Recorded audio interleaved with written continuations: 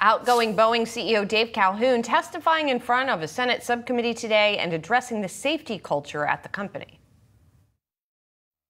Much has been said about Boeing's culture. We've heard those concerns loud and clear.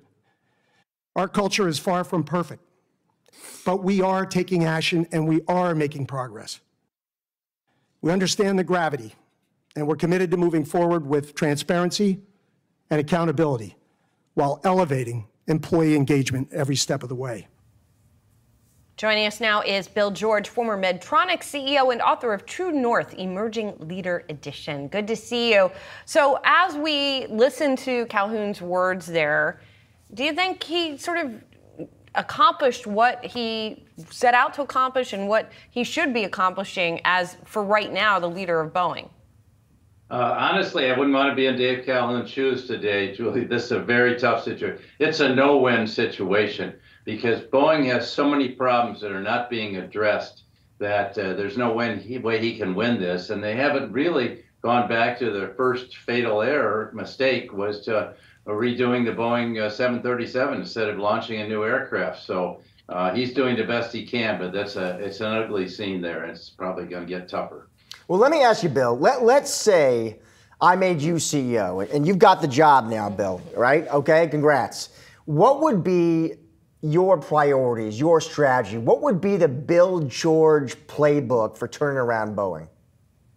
Well, number one, first of all, I think you have to appoint someone who has an aeronautical background and has the courage to transform the company. But number one, move the company back to Seattle. That's its roots. That's its culture, and by abandoning that, going to Chicago and now Arlington, Virginia, it's been a horrible mistake. Second, they haven't had a new single-aisle aircraft in 60 years. Don't you think that aeronautical engineering has shown us new ways to design aircraft? They have new engines, new avionics, but they need to design a whole new aircraft. Yes, it'll take 7 to 8 years, but they've got to do it. And then third, it's not just fixing the instance quality problem. You've got to revamp the entire quality and supply chain. They farmed out the fuselage manufacturing to Spirit Aero. That was a big mistake. They've got to reinstate top to bottom a quality culture. People that just try to fix individual quality problems will always have more that pop up somewhere else. It's like whack-a-mole. So they need to get at that whole culture. And I think that's the key things they have to do.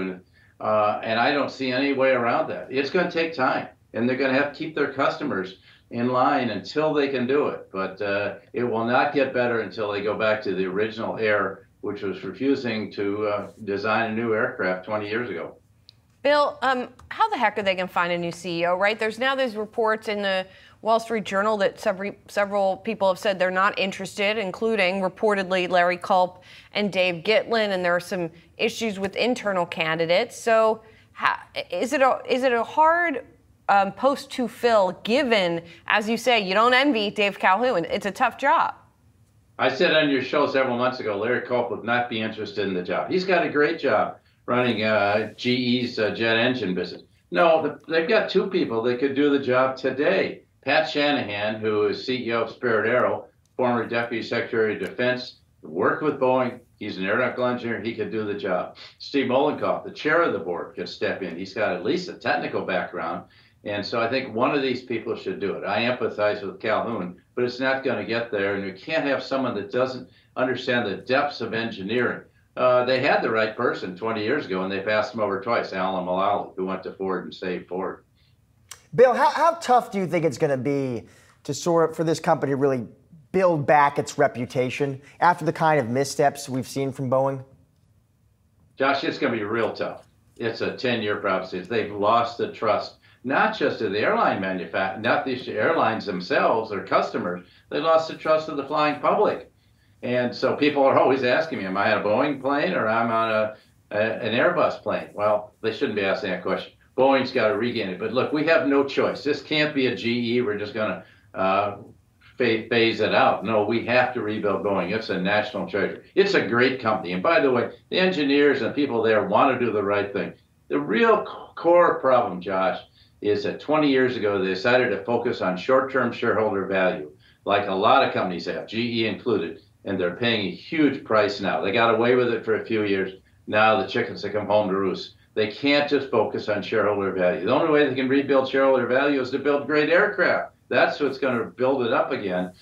So they have a total revamp. But you need a CEO with a lot of courage who can do that. It's not just pick this and pick that. Bill, is it possible that one of the other solutions to Boeing is to not have a single national company that we rely on in the United States to build aircraft? Is it splitting Boeing up into pieces of some kind?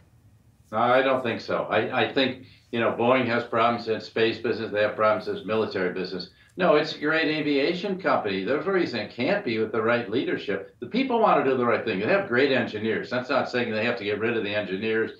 They have had some problems moving manufacturing around. But no, I think they need leadership. It's all a question of leadership. They get the right leadership in there. And they've had the board is part of the issue. They've had 5 failed CEO appointments. They should look at themselves in the mirror and say, what did they do wrong? And how are we going to appoint the right person?